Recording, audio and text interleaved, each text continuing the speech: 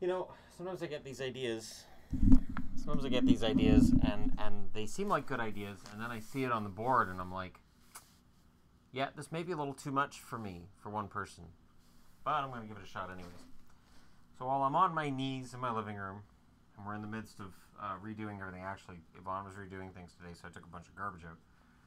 Didn't tell her. I actually lied and told her I don't have the energy to do that right now. I'm sorry, and I took it all out anyways. Grading tandems is not an easy feat. Not at all. And what struck me when I looked at this list is, where are the rookies? I mean, you've got a lot of young goalies, but where are this year's rookie goaltenders? They're not here. So, when you're grading the top tandems, you're not grading the starters. Exactly. You're looking and going, all right, well, which tandem is in deep trouble if something happens? So Smith and Lack come off the board. They're not 31st. Don't read into that to the 31st. I'm just saying that if you're going to grade the best tandem, they're not in there. And neither are the Canucks with Markstrom and Nilsson. Markstrom and Nilsson, not going to be the best tandem in the league. I'm not crazy.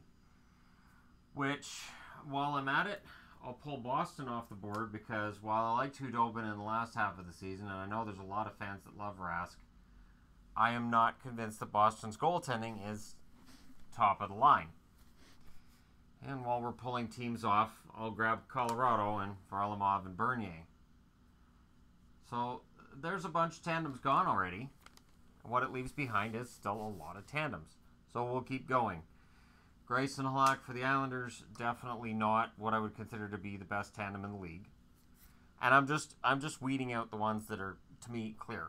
These are the clear ones. You don't have to make an argument.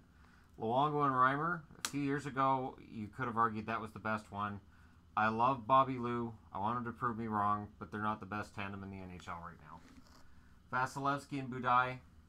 Budaj had a decent season last year. I don't know that you'd want to count on him to have to do it again. And, yeah, Elliott and Neuwirth. I love Michael Neuwirth, but he hasn't been really particularly effective the last couple of years. So what does that leave us right now? Oh, boy. I have to pull out Ronta and Domingue because I like Ronta a lot, but Ronta hasn't proven that he can do it over a full season as a starter yet. And Domingue had a decent run like at the end of the year just to get over a 90 save percentage. Just to get over 900, he had to have go on a nice decent little run. This is where it gets tough. This is where it gets really tough. I'm going to have to pull out Howard Mrazek because that's not going to work as a tandem. We know that's not going to work as a tandem. Unless Ken Holland magically decides that Mrazek's his best buddy and they have dinner together and some pizza and they work it all out. And unless Howard has another fantastic year, which is less likely. So this is what we're down to. Move the microphone up a little bit. And Bear, don't you knock it over. So this is where it gets kind of tough. Because, again, I'm not grading starters, but there's some really good starters in here. So notice Fleury and Pickard are still on the board. Vegas is still technically on the board, and suspiciously so, I might add. So, if I'm going to pull off another tandem... Okay, now we're at it. I'm going to pull off Dubnyk and Stalock because I don't know that I trust Stalock as a goaltender at the NHL level in general. He hasn't been there. Quick and Kemper. Quick is hoping to be healthy this year, but with the injuries last year and with the season that Darcy Kemper endured last year, and he did endure a season, I'd pull them out. So that's what we have left. 1, 2, 3, 4, 5, 6, 7, 8, 9, 10, 11, 12, 13, 14, 15, 16, 17, 18. Those are your top 18 tandems in the NHL. Let's keep going. Oh, 19. Because I want to get down to a top 10 and then go from there. Mason and Hellebuck. Mason was not re-signed by Philly because he had consistency issues. Mason's replacing Hellebuck because Hellebuck has consistency issues. This is the problem for Winnipeg. This is why Calgary got pulled off. Smith is a starter, but Lack had a poor season for Carolina. You can't argue they're the best tandem.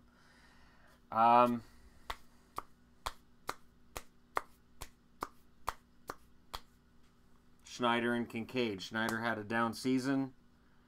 I don't know that Kincaid can play as a starter if something happens.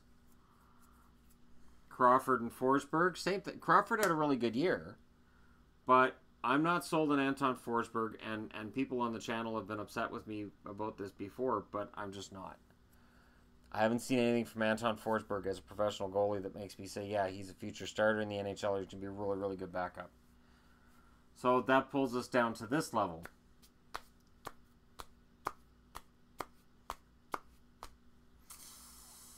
Oh, this gets tough. There's a lot of really good tandems in the league.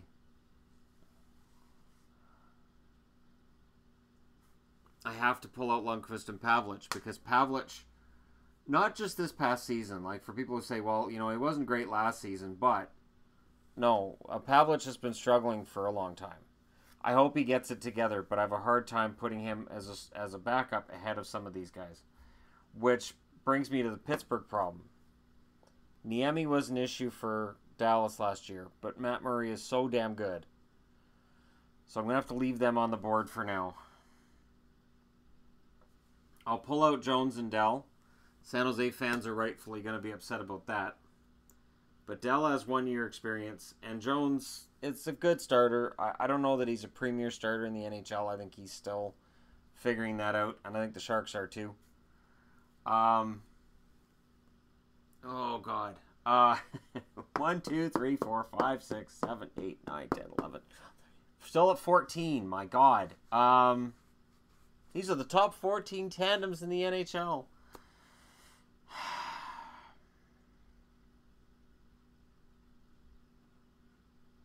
Wow, this is tough. Really, really tough. I'm going to have to pull out Anderson and McElhinney. I'm going to have to. I like Anderson a lot. I think he's a very good goaltender. I did not have him in the top 10 starters as far as I remember. I'm pretty sure I didn't. I had him as an honorable mention. And McElhinney, for my money, is not a top backup. He's up there. Ah, damn it. I want to pull Talbot and Brossoit off because Oilers fans ask me every now and then what I think about Brossoit. Brossoit scares me.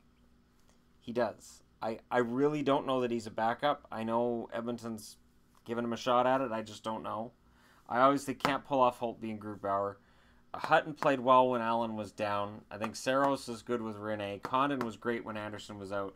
Montoya's solid as a backup. Johnson's solid as a backup. Miller was a half-decent starter if people were paying attention last year. Lettinen and Bishop. Oh, boy. Yeah. Lettinen was an adventure, and Bishop gets hurt too much at this point. I want Bishop to be healthy, but until Bishop can put together a healthy season, I just don't know that I can put him in the top 10. Goalie Bob and Korpisalo. I don't know. Darling and Ward. Carey Price is the best goalie in the NHL. All right. Leonard and Johnson.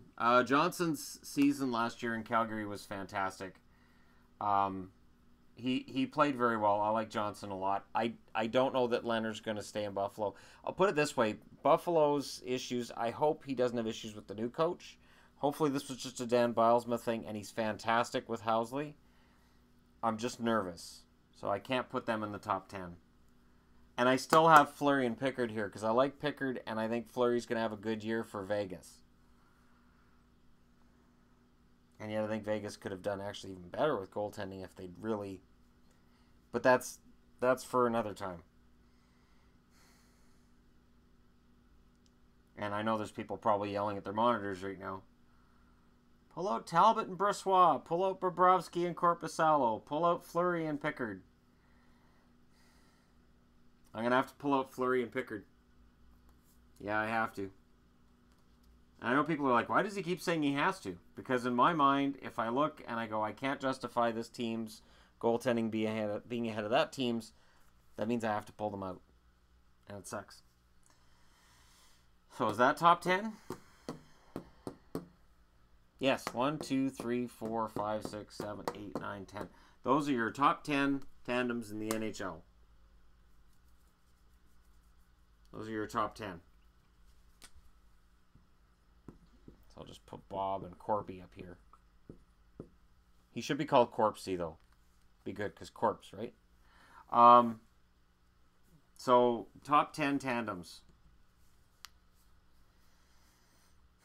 Number 10, I have to go with Darling and Ward. I like Darling a lot. But Darling hasn't been a starter in the NHL yet. And Cam Ward's a half-decent goaltender and could very well be a very good goaltender for Carolina this year without the pressure of starting. And going from Eddie Lack to Scott Darling is absolutely an upgrade, as much as I want Lack to bounce back. Number 9, Anderson and Condon. Anderson had an inspired season, literally. And Condon seemed to be inspired as the backup as well. Do I expect him to repeat that? No, probably not. Number 8, Talbot and Brossoit. I love Talbot. Everybody knows that. I've taken a lot of slack for my thinking Talbot's one of the best goalies in the league, but Brossoit makes me nervous in that backup spot. I guess he's the rookie goaltender, right? Number 7, Allen and Hutton. Allen, I want to see him do it for a full season. Hutton, he can be hot and cold as well. 6, I'll go with Rene and Saros. Rene's age makes me nervous. And he went on this great run in the playoffs, but he can be shaky at times too. And I don't know that Saros can carry the team. I think he will. I think Saros is going to be a decent starter, but we'll see. Which leaves us with our top 5. Number 5, well, Murray and Niemi. Murray dragged Niemi as far as he could into this countdown. I can't justify having them any higher than that. Gibson and Miller. Gibson and Miller are both really good goaltenders. If Gibson gets hurt, I don't think Anaheim skips a beat with Ryan Miller in net. And I think people will be very pleasantly surprised by Ryan Miller in Anaheim. Which leaves us with these 3. Third, I'll go with Bobrovsky and Korpisalo, because Korpisalo as the backup, I think, is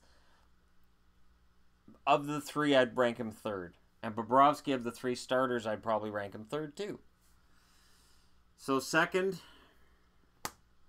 Price and Montoya. Why? Because I think Holtby and Grubauer together are the perfect, I guess battery could be the term, anchor on their back end in net. So there you go. 1, 2, 3, 4, 5, 6, 7, 8, 9, 10. Debate me in the comments section below. Hit like and subscribe if you're browsing your way through, and tell me why I'm wrong in the comments section below. Thanks for watching. I'll talk to you again soon.